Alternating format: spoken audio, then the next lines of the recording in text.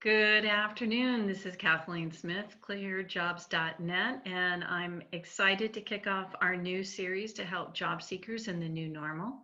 Title of this series is Job Search in the New Normal. Today we are focusing on how to prepare, participate, and follow up with a virtual career fair.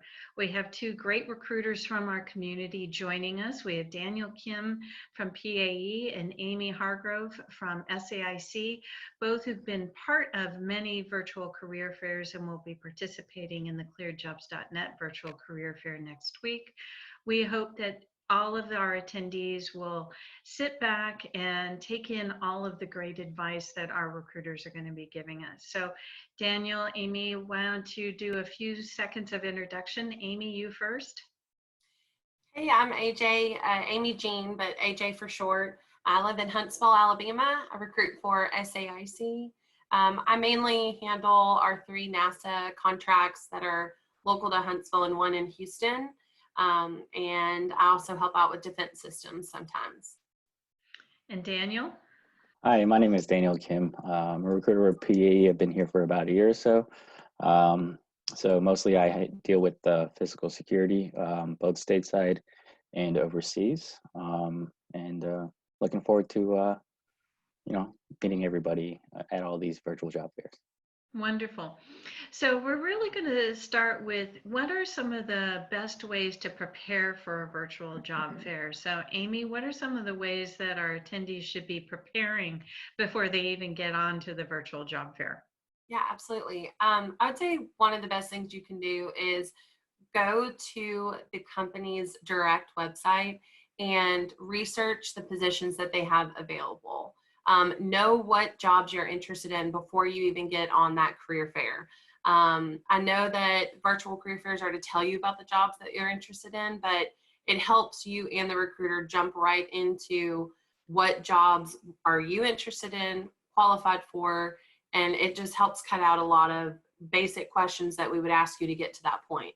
If you come in ready and say, I want job XYZ, then we know exactly what screening questions to ask and what next steps to give you.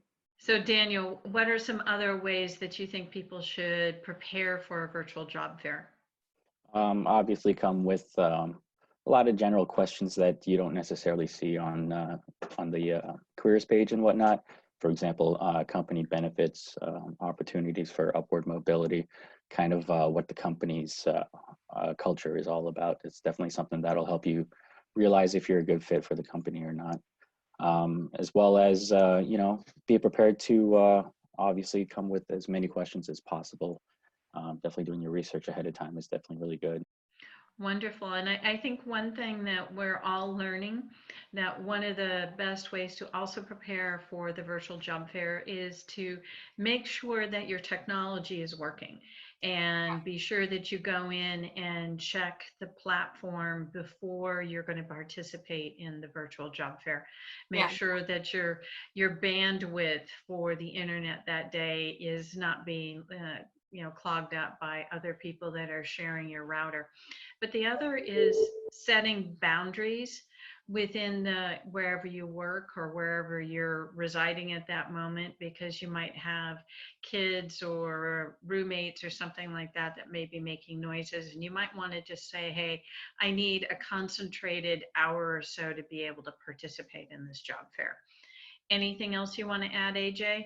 Agree. I also said just general computer stuff. Make sure all unnecessary windows are closed. Don't have 15 tabs open and a bunch of different softwares running. Just try to have the one platform going and maybe just your resume up or something, just to, like you said, eliminate all of the different distractions that could happen. And then if you're able to make sure your computer is completely updated so it doesn't risk shutting down mid-interview or mid-job fair. So just that general, just checking in with your appliances and stuff. Daniel, anything else to add? I think those are definitely the main points. The environment behind you is definitely very important. Just make sure you got, not too much noise going on. If you got dogs, maybe try to keep them in the backyard or whatever it may be. Also make sure that the lighting's right, just so that they can see you very well, and looking presentable is something that'll definitely go a long ways as well. And finally, make sure that your phone is turned off, because sometimes that can be very, very distracting if you're getting a phone call that, may not be, an emergency. So moving on to, what are some of the best practices in participating in the virtual job fair? Daniel, you want to kick us off on that? Sure. So, obviously asking as many questions as possible. And be sure to be open to, some of the different opportunities that are out there. It may not have the right job title that you're looking for, but once they get into the descriptions of the different opportunities that are out there, might be something that you're interested in. For example, if you're interested in doing something part-time or whatever, there's definitely plenty of opportunities like that out there. AJ, what are some of the things that you've seen that have been really great best practices in participating in a virtual job fair? Yeah, for sure. I think it's important to get the recruiter's contact information up front, just because we are, everything is not perfect always. The other day I was doing a brazen virtual event and my computer just shut completely down right in the middle of it. And luckily I did already have the candidate's name, phone number, and email address. So we were able to connect through email, but that definitely was, unavoidable. It was something I couldn't help with my system, but I think it's really important to right out the gate, try to give them your email or ask for theirs so you can follow up with sending them an email with your resume, the jobs you're interested in, and just a quick thank you that you, for taking the time to speak with them. I would say do not try to multitask. If you are in a brazen event where it's a chat room, it may be tempting to try to answer an email or do something else while you're doing it, but the time is limited to 10 to 15 minutes a person. So that time that you waste, every minute that you waste by delaying your response to a question, could be a minute less that we could have figured out a little bit more about you. So, and don't walk away from your computer if you're in a brazen event, because you never know when you're going to get pulled into that chat room live. And I've set 7 minutes waiting for a response, and I finally just ended the chat and moved on to the next candidate. So make sure you are there and ready if you're going to be in the brazen events. Daniel, how about the virtual job fairs that you've been part of? What are some of the best practices? Obviously having patience, just because we as recruiters are sometimes talking to so many different people, so we might not be able to get to you right away. But definitely, keep that in the back of your mind that we will get to you as quickly as possible. So, put your information out there, and, just wait for one of us to get back to you, because we definitely will. Yeah. And AJ, you had something else? Yeah, one more thing. Just make sure that you have your salary in mind ahead of time. I know that can be an awkward conversation, but it really is best practices to know your salary requirements. Playing the whole negotiable game or not wanting to divulge that information can end up wasting a lot of time. You could end up spending 3 days going through the process for a position that pays $30,000 less than you would ever dream of taking. So just have a range in mind. It's not a bad thing to have a number in mind. It's okay to be priced out of a job sometimes, because it's probably not a job you would want to do. So do some research, know in advance what you are looking for to make a move, so we don't waste a lot of time. Amy, I'm going to throw a question to you from our community here. What are some of the good phrases to use or not use to start the chat? So, many of the virtual job fair platforms are chat-based, and we're so used to using our body language, being able to walk up to somebody, smile, shake their hand, hand them our resume. Now it's all of a sudden it's immediate and we have to start the chat. So is there some best practice as far as a way to start it, or what are some things not to do? Yeah, so you don't have to wait for the recruiter to respond. Normally while I'm typing my hello, because I'll get your name and then I normally try to take a quick glance at your resume before I dive in so I can jump right into my first question. But don't hesitate to say, hey, Amy, I'm happy to be here. How's your day going? That's totally fine. We won't do that for more than 1 or 2 messages back and forth before we jump right into it. But it's okay to just treat them like you would a friend if you saw them in a store. Hey, how's it going? So just, hey, Amy, or hey, Daniel, and then jump right into it. I think one thing that we have noticed when we've been working through the platform is maybe actually have a document that you cut and paste saying, hello, hello, my name is Daniel. Hello, my name is AJ. I'm really interested in such and such. It's sort of a way to kick it off, because I know that when I've participated in some of the virtual job fair platforms, that first start is a little hard to get going. So if you already have something you want to say, maybe just put it in a document that you can cut and paste. Yeah. Daniel, is there any other comment you might want to think about the best way to start a conversation and chat with a recruiter? I think those are definitely the main points that you want to kind of go after when you're initiating a conversation. Yeah, just put your information out there. Come up with a kind of like an elevator speech, really short and simple, to the point, and then we'll definitely get back to you. So that was one of the questions that we have from the audience, is should they use their elevator speech in the chat? So it sounds like you're recommending that you have some kind of little elevator speech that's maybe one sentence or two that says who you are, what you're looking for, maybe a position. Anything else you would add to that, AJ? I would say if you're looking for Department of Defense type work, saying if you have a clearance is always good to throw out there, just because a lot of our jobs are, depending on clearances, they're either secret or top secret or TSSCI poly. Whatever you have is a good way to kind of set the tone of some positions that you would be eligible for or qualify for. So that would be good if you do have a secret or any sort of clearance, I would say. And then depending on your field, if you have, like, if you're a network engineer and you have an active CCNA or CCNP, a very quick, I'm a software engineer looking for this, I have this cert, like whatever the market cert is that's really hot for DoD. I know it's a lot of like CompTIA, Security Plus, or different levels of clearance or certifications that get you up in there. That's what I would say, is just toss that right out there if you've got an active cert that we would be interested in. Wonderful. So no one likes to make a mistake in this environment, but just for the purpose of showcasing what not to do, Daniel, do you have any common mistakes that you've seen people make in a virtual job fair? Yeah, I think we already touched base on one of them. Saying hello and then just kind of stepping away from your computer. Network connection's not great or something like that, and you get cut off in the middle of talking to somebody. Definitely minimizing distractions is very, very important. You don't want to be talking to somebody and then have your phone go off, or, oh, I forgot to turn off the stove. So make sure that prepare as you would for a regular in-person job fair. So you would dress up, you would have your resume available, and you would be focused, directly with the recruiters that you're talking to. Definitely try to keep all the other distractions to a minimum. AJ, any other mistakes that you've seen happen in the virtual job fairs?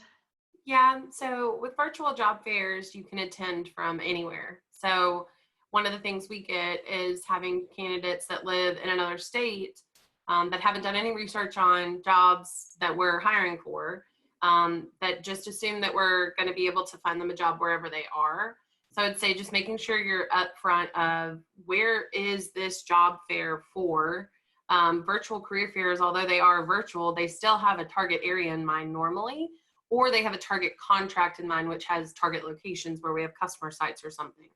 So I would say knowing exactly where you would relocate to if you would relocate, because you can't just say you're open to it, because that could be Alaska, Hawaii, Arkansas, Huntsville, Alabama, which you may not want to come down here. So having an ideal area, like I want to stay in the Northeast, or I want to stay in the Southeast, or I will only stay in the Silicon Valley, like just making sure you know your areas. And also don't say you're willing to relocate if you haven't really made that decision yet.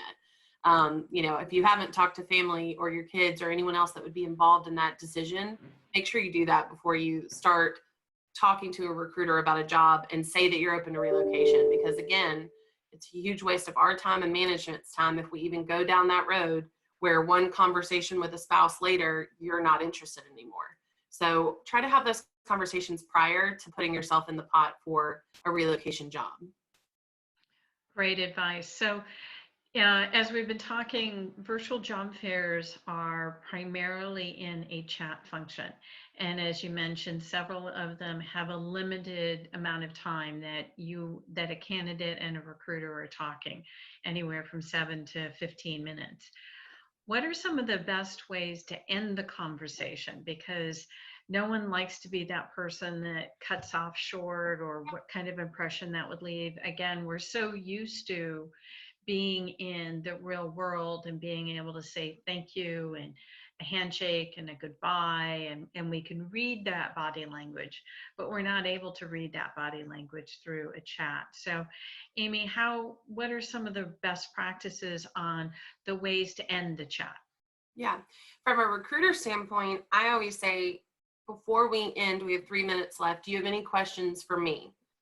Just to kind of toss it back real quick, give them a couple minutes to see if they have any follow-up questions. But I would say end on an action. Like you can say, hey, before our time runs out, are there any follow-up action items that would be good for me to do after this chat ends? Which for me, I would say email me your resume, the jobs you're interested in, and really that's it. But I would assume that you would also thank me for my time when you send me that email. But those are the two things that I would ask for you to do for me. Because then I'm going to schedule a phone screen with you to learn a little bit more about you. Because obviously the chat is not for us to learn everything about you. It's just for us to get an idea for when I call you, what jobs am I going to have ready to talk to you about, or what jobs have you already done research on that you're interested in, so we can just get straight to the point and find a great position for you.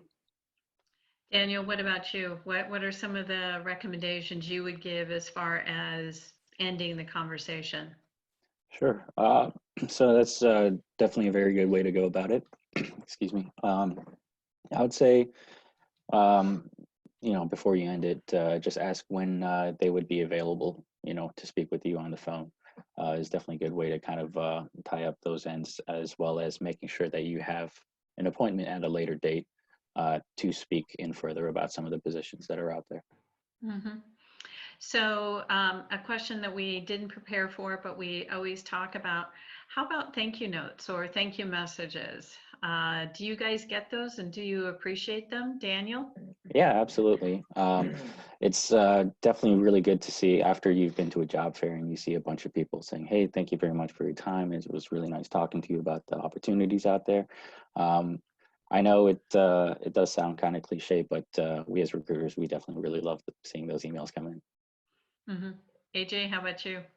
Yeah, I agree. I think I grew up in the South where I was made to write thank you notes for every single thing that you ever did for me. So for me, I love a good thank you note. I think it's just best practices to say thank you for taking the time to speak with me. Because the brazen events, they're not for us, they're for you. We want candidates that no longer have these job fairs to go to and meet face to face with employers.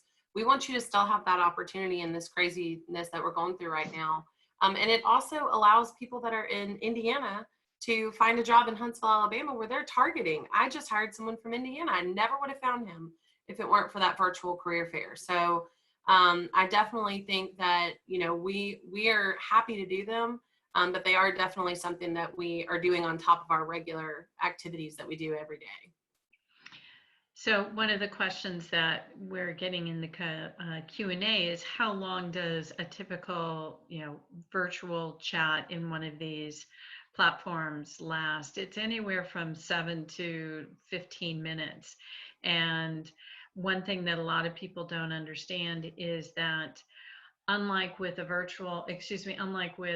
face-to-face event, you can sort of take a breather, or you sort of can walk away.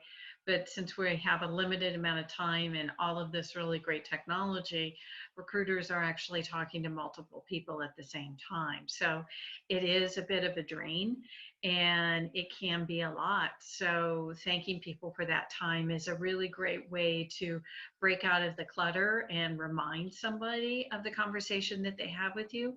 But it's also a really great way to make sure that they remember you, or if there is something that you forgot to say during that talk with, or that chat with the recruiter, that's a really great time in the follow-up message and the follow-up thank you to be able to sort of say, hey, I forgot to tell you that when you were asking me about my logistics background, I have a really great example of how I was able to take care of a situation. So that's really great. Another question that we have, and sort of ties into some of the other questions that we were getting, and we touched on this a little bit, but this really go into the tactics of what is the best way to follow up with a virtual job fair. Now, with our event, anyone who registers for the job fair and uploads their resume, those resumes go to all of the employers, but maybe other platforms don't do that. So Amy, do you want to sort of talk about the one or two things someone definitely wants to do as a follow-up? Is it an email? Do they do it through the platform? What would you recommend? Yeah, for sure. I think, like I said earlier, just to make sure if you get cut off, I ask for their contact information so you can send them a follow-up email early on in the chat so you can grab that information. And then I would send just a quick thank you note for taking the time to speak with them. And then I would attach your resume, even though you've already uploaded it to Brazen, and even though we have it, I know I appreciate it coming through, because then I can easily forward that on to a manager or have it for my review in my Brazen folder of a candidate that came from Brazen.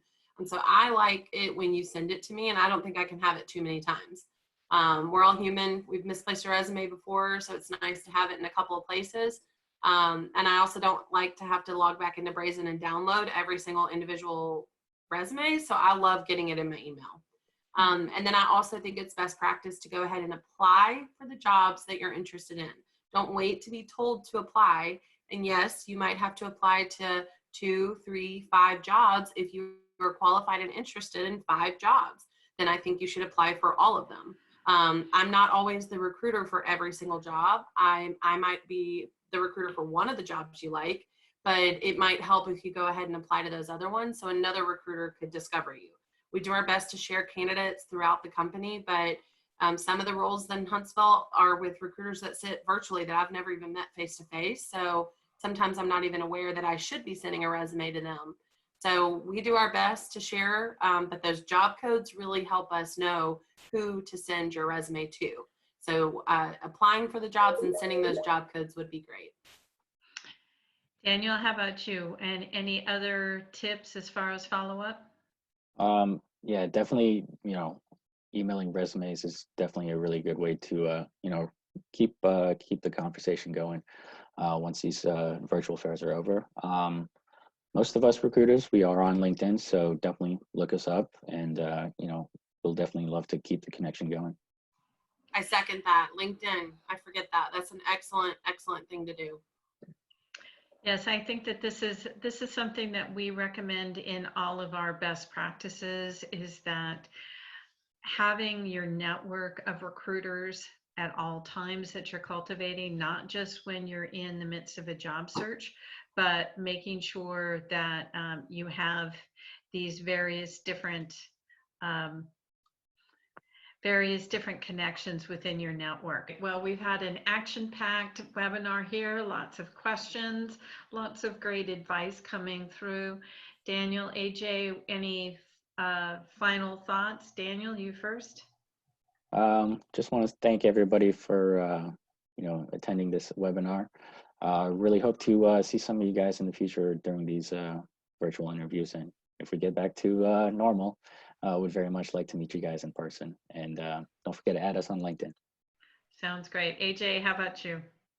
I agree. Don't forget to add us on LinkedIn, and just be a part of every virtual career fair that you can right now. If you're looking for a job, they are an absolutely wonderful way to truly find one during this craziness right now. And I'm about to make my 3rd hire off of a Brazen event. So they're definitely useful, and we are hiring people from them. Well, that's great, and I'm glad to hear the endorsement for Brazen, since that is the platform that our virtual job fairs will be on. Our next one is May 7th. After that, it's May 19th and June 11th. So really looking forward to exploring these opportunities with all of our community and our great recruiters who support the community. Daniel, AJ, thank you so much for your time. Everyone who attended out there in the virtual world, we really appreciate it. And have a great day. Be safe and be healthy.